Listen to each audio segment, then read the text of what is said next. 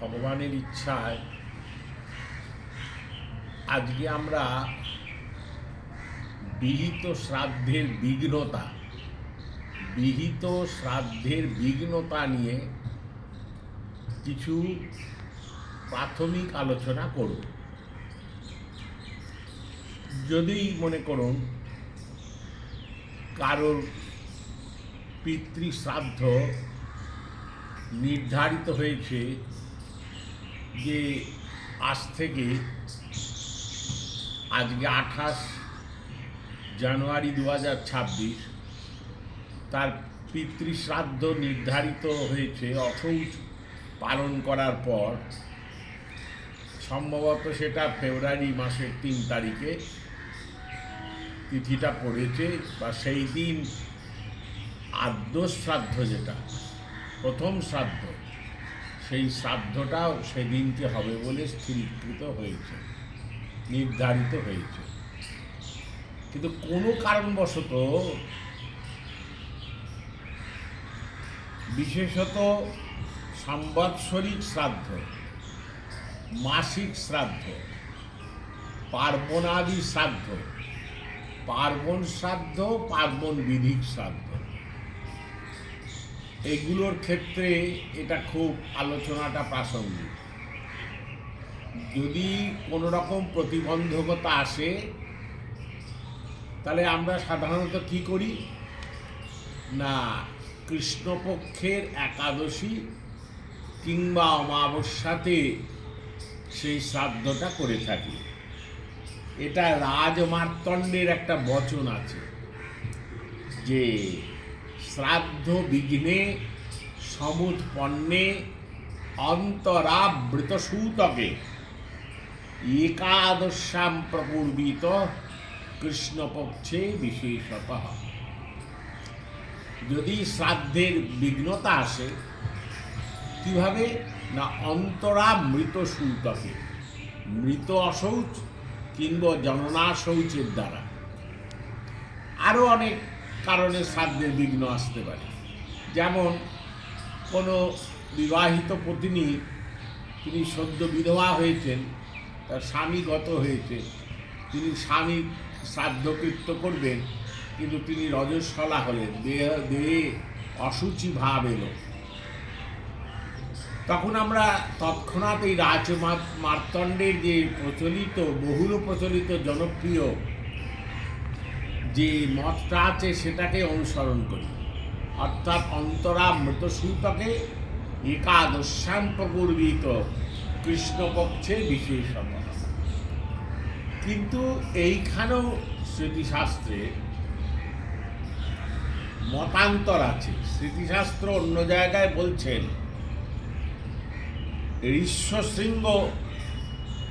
ঋষ্যশৃঙ্গ মুনির বচন, ঋষ্যশৃঙ্গ মুনি তার বচনেতে বা তার বিধানে বলছেন, দে পিতৃনাম শ্রাদ্ধে তু অশৌচম জায়তে যদি তদ শৌচ ব্যতীতে তু তেষাং শ্রাদ্ধ্যম বিধীয়তে শুচিভূতেন দাতব্যম যা তিথি প্রতিপদ্যতে সা তিথিস্তস্য কর্তব্যা ন তন্যা বৈ কদাচন। একটা সম্পূর্ণ বিপরীত কথা বলছে দেখুন, দে পিতৃনাম শ্রাদ্ধে তু অশৌচ জায়তে যদি, কোনো কারণে শ্রাদ্ধ করার পূর্বে আর একটা অশৌচ চলে এলো, সেই অশৌচ আসার ফলে এই শ্রাদ্ধটা বিঘ্ন হলো, শ্রাদ্ধটা হলো না। তখন বলছে কোনো রকম তাই জন্য চিন্তা করো না, এই যে অশৌচটা চলে এলো, এই চলে আসা অশৌচটা যেদিনকে চলে যাবে, মানে সম্পূর্ণ হবে, সেই দিনকে শ্রাদ্ধকর্তা স্নান করে শুচি হবে, তদ শৌচ ব্যতীতে তু তেষাং শ্রাদ্ধ্যম বিধীয়তে। সেই অশৌচটা চলে গেলেই আগের যে শ্রাদ্ধটা নির্ধারিত হয়ে আছে সেই শ্রাদ্ধটা করবে। শুচিভূতেন দাতব্যম যা তিথি প্রতিপদ্যতে, সেদিনকে যাই তিথি হোক, অমাবস্যা হোক, প্রতিপদ হোক, একাদশী হোক, ত্রয়োদশী হোক, যা তিথি হোক, যেদিন তিনি শুচি হবেন, অসৌচ চলে যাবে, পরে আসা অসৌচটা, সে অসৌচটা চলে গেলেই স্নান করে তিনি আগের শ্রাদ্ধটা করবেন। সেখানে তিথির কোনো পরোয়া করার দরকার নেই। আবার দেখুন, ওই রজস্বলা বলেছিলাম, যথা ভর্তু সংবাৎসরিক শ্রাদ্ধ দিনে শ্রাদ্ধাধিকারিণী ভার্যা রজস্বলা ভবেৎ তদা সা তৎশ্রাদ্ধম শুদ্ধি স্নানাদিনাৎ পরদিনে কুর্যাৎ। কবিরের বচন। যদি রজস্বলা হয় নারী, তার স্বামীর শ্রাদ্ধ, সংবৎসরিক শ্রাদ্ধ পত্নী করতে পারেন, এই বিধি আছে। এখন পত্নী কোনো কারণে আটকা পড়ে গেলেন, আমাদের যেটা বলেন দেহে অসুচি ভাব এলো, তাহলে যেদিনকে তার রজস্বলা নিবৃত্ত হবে, যেদিন সেটা সমাপ্তি ঘটে যাবে, তার পরের দিনকে তিনি স্নান করে, সেদিন স্নানাদি করে শুদ্ধি হয়ে তার পরের দিন তিনি স্বামীর যে ওই বকেয়া সংবৎসরিক শ্রাদ্ধটা সেটা করে নেবেন। তাই জন্যে তাকে অমাবস্যা, একাদশী এইসব যে মানতে হবে এরকম কোনো মানে নেই। কত সুবিধার ব্যবস্থা বলেছেন। গভীর কি বলছেন, অপুত্রা তু যদা ভার্যা সম্প্রাপ্তে ভর্তুরাব্দিকে রজস্বলা ভবেৎ সা তু কুর্যাৎ তপ্ত পঞ্চমেহনি। বলা হয় সাধারণত পঞ্চম দিবসে স্নান করলে এই ব্যাপারটা সূচি হয়ে যায়। পঞ্চম অহনি, পঞ্চম দিনে স্নানাদি কার্য করার পর তিনি তার প্রতি শ্রাদ্ধটা করবেন। কারণ অপুত্রা তু যদা ভার্যা সম্প্রাপ্তে ভর্তুরাব্দিকে, আব্দিকে মানে সংবৎসরিক কার্য, যে শ্রাদ্ধ বছর বছর তিথিতে করা হয়। স্বামীর আব্দিক শ্রাদ্ধ অর্থাৎ স্বামীর সংবৎসরিক শ্রাদ্ধ কোনো কারণে পত্নী, অপুত্রা পত্নী, তার ছেলে নেই, তিনি করার অধিকারী, তিনি কোনো কারণে আটকে গেলেন, তাহলে যেদিনকে তিনি শুদ্ধি স্নান করবেন, শুদ্ধি স্নান করার পরই তিনি তার স্বামীর শ্রাদ্ধ করবেন। সেখানে কি তিথি পড়ল, কি পক্ষ হলো, কি বার হলো, তার অত গ্রাহ্য করার দরকার নেই। তথা অশৌচেন অপাঠবাদিনা বা মিথতিতৌ শ্রাদ্ধবাদে কৃষ্ণৈকাদশ্য অমাবস্যাং বা তৎ কর্তব্যং যথা ষট্ত্রিংশত্তম ষট্ত্রিংশৎ বলে এক গুণী ছিলেন, তিনি তার মতে দিয়েছেন, মাসিকে চাপদিকে তন্হি সংপ্রাপ্তে মৃতসূতকে বদন্তি শুদ্ধৌ তৎকার্যং দর্শে চাপি বিচক্ষণ।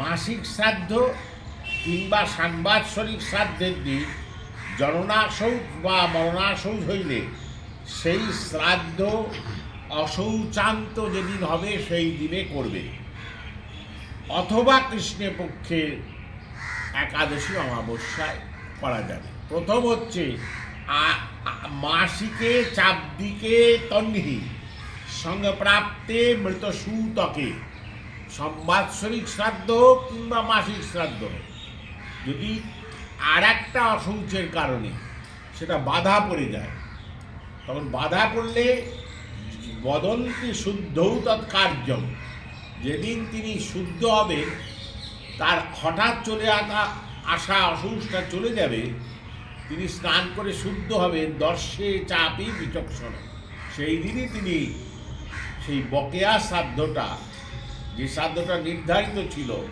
সেই শ্রাদ্ধটা করবে। এটাই স্মৃতিশাস্ত্র সবসময় এক মুখে তো চলেনি, না চলার ফলে সেখানেতে ওইরকমভাবে একটা মত চলে এসেছে যে শ্রাদ্ধ একাদশী অমাবস্যাতেই প্রতি শ্রাদ্ধ করতে হবে, এরকম ব্যাপার নেই। অশৌচজনিত কারণে বা দেহের অসুচিতা চলে আসার কারণে যদি শ্রাদ্ধ বন্ধ হয়ে যায়, তাহলে সূচি হলেই সেদিন শ্রাদ্ধ করা যায়। অনেক সময় দেখা যায় মেয়েরা ওই বাবা মার চতুর্থীর দিনে যে 3 দিন অসৌচ পালন করে 4 দিনের দিন যে তারা দান ইত্যাদি করেন, চতুর্থীর কাজ যেটাকে বলে জনপ্রিয়, সেখানে তিনি যে কোনো দানই করতে পারেন, ষোড়শ দানও করতে পারেন, তিনি অন্ন জল করতে পারেন, বিভিন্ন প্রকার দান, কিছু না কিছু দান করে তিনি ব্রাহ্মণের কাছ থেকে দক্ষিণা দিয়ে বৃথা বিপ্রবচ শুদ্ধা গৃহাতি মনুজ শুভে অদত্তা দক্ষিণম বাপি সজাতি নরকম ধ্রুবম। ব্রাহ্মণের কাছে যে শান্তির জল নিয়ে আপনি শুচি হবেন, আশীর্বাদ নেবেন, কারণ বলাই হয়েছে, স্মৃতি বলছেন যে স্বস্তিবাচন না করলে সূচিতা আসে না। সেই স্বস্তিবাচন করানোর জন্যে ব্রাহ্মণকে দান এবং দক্ষিণা দিতে হবে। যদি বৃথা বিপ্রবচ সত্যা, বিনা পয়সায় ব্রাহ্মণের আশীর্বাদ নেন বা বিনা পয়সায় ব্রাহ্মণের দক্ষিণা না দিয়ে তার থেকে শান্তির জল নেন, তাহলে আপনার তো শান্তি হবেই না, উপরন্তু আপনার আবার সেই বিপর্যয় চলে আসবে। তা সেইখানেও এই কথা সত্যি, মনে করুন আটকে গেছে, এবার এই রজস্বলা নারী যেদিনকে স্নান করবেন, স্নান করেই তিনি সেই দিনকেই তার ওই চতুর্থীর কাজটা করে নেবেন। তার জন্যে তাকে আবার একাদশী অমাবস্যা এই রকম অপেক্ষা করতে হবে না। এই সম্বন্ধে আর একটা কথা বলেই এই প্রসঙ্গটা রাখছি, কারণ একসঙ্গে অনেকটা বড় বললে আপনাদেরও মনে রাখতে অসুবিধা হয়। দেখুন, আমাদের সনাতন হিন্দু ধর্মেতে সব কিছুই কৃত্য তিথিবিহিত হয়, তিথি অনুসারে করা হয়। আমরা দিবসটাকে একটু অগ্রাহ্য করি, কিন্তু পিতামাতা মারা গেলে মহাগুরু নিপাত বা সপিণ্ডবর্গ, শাকুল্য, সমানোদক, এর যা আছেন, এদের মৃত্যু হলে, বিশেষ করে বাবা মা মারা গেলে পুত্রগণ যে শ্রাদ্ধ করবেন তাকে বলে আদ্য শ্রাদ্ধ, প্রথম শ্রাদ্ধ। সেই শ্রাদ্ধটাই কিন্তু তিথি অনুসারে নির্ধারিত হয় না, বার অনুসারে হয়। অর্থাৎ কার কদিন অসুচ, বিপ্রের ক্ষেত্রে 10 দিন, ক্ষত্রিয়ের ক্ষেত্রে 12 দিন, এরকম ভাগ আছে। সেই দিন বা বার দিন হিসেবে ধরা হয়। 10 দিন যেদিন অতিক্রান্ত হবে, একাদশ দিনে তিনি শ্রাদ্ধ করবেন, যা তিথি করবেন। এইখানে কিন্তু সনাতন ধর্মে তিথিকে গ্রাহ্য করা হয়নি। আরও 2-1টা বিষয় আছে যেখানে তিথির অতটা গ্রাহ্যতা আসে না, যেখানে দিবসকেই প্রায়োরিটি দেয়া হয়। আবার সময় আসবে, আগামীকাল, আগামী দিন আসবে, মা জগদম্বার কৃপায় আপনাদের এই শ্রাদ্ধ সম্বন্ধে একটা বিষয় অবতারণ করব, সেটা শুনে রাখুন। যে পতিপুত্রাবতীহীনা অবিরা নারী, তার 15টা শ্রাদ্ধ করলেই স্বর্গবাস হবে বলছে। তার সপিণ্ডনম নাস্তি, সপিণ্ডীকরণ করার দরকার হবে না। এই নিয়ে পণ্ডিতগণের ভেতর বিরোধ আছে। তারা বলছেন ষোড়শ শ্রাদ্ধ, ষোড়শ শ্রাদ্ধ মানে আদ্য শ্রাদ্ধ একটা একদিষ্ট হয়, 14টা মাসিকে 14টা একদিষ্ট হয়, মোট 15টা সাধারণ মলমাস না পড়লে। আর সপিণ্ডীকরণের সময় তার ভেতর, পার্বণের ভেতর একটা একদিষ্ট হয়, মোট 16টা। একে ষোড়শ শ্রাদ্ধ বলে, ষোড়শ দান নয়। ষোড়শ দান আলাদা আর ষোড়শ শ্রাদ্ধ আলাদা। 16টা শ্রাদ্ধ করলে তবে জীবের বা মানবের স্বর্গলাভ হয়, তার মোক্ষতার পথে অগ্রসর হয়। কিন্তু এই নারী, অবিরা নারী, তার 15টা শ্রাদ্ধ করছে, বলছে তস্যা স্বর্গা প্রকল্প, তার মাসিক শ্রাদ্ধ করলেই স্বর্গবাস হবে। কিন্তু এই নিয়েও মতান্তর আছে, আমরা আগামী দিনে আলোচনা করব। জয় মা জগদম্বা।